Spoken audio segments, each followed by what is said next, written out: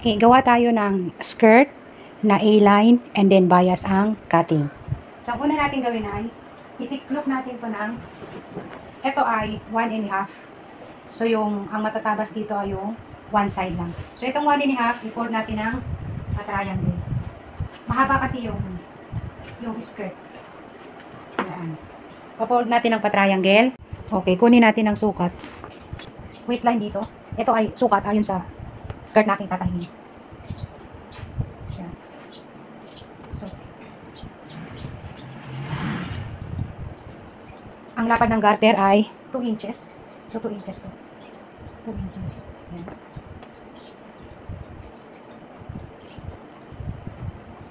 Ayan. Sukatin natin ang hips nito. 30. At ang haba nito ay 36. 36. Ito yung fold. So, magiging 37 lahat. 37 lahat.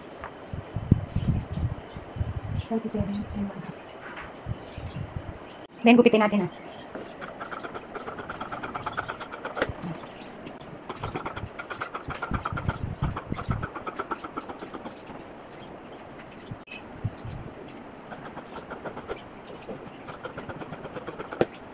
Okay, sa parting ito, tapos ko ng edgingan ng mga sides ng skirt and then bubuuin ko na yung mga sides. Dito makikita nyo na pinapantay ko yung mga sides ng skirt para pantay sila habang tinatahi ko. Madulas itong fabric na tinatahi ko. Pwede ko rin naman lagyan muna ng pin yung mga sides para magpantay. Pero carry ko naman na i-stretch ko muna siya at pantayin muna ang laylayan habang tinatahi ko yung sides. And then yung kabilang sides naman yung tahiin ko. Ganun pa din, ini-stretch ko muna yung sides para magpantay sila sa laylayan.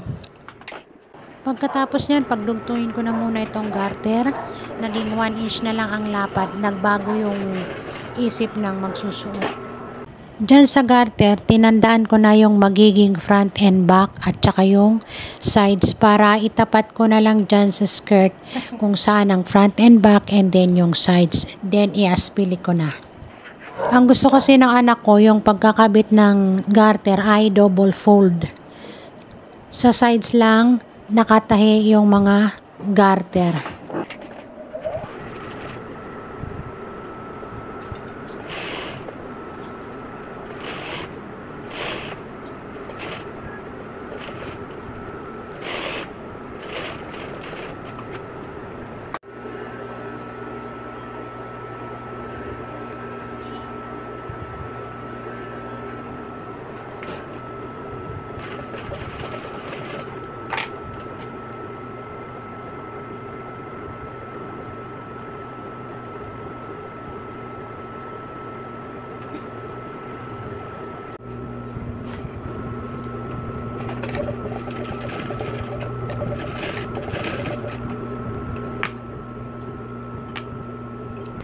Ganito yung gusto niyang tahi. Kahit siya may garter, walang makikitang pasada sa right side.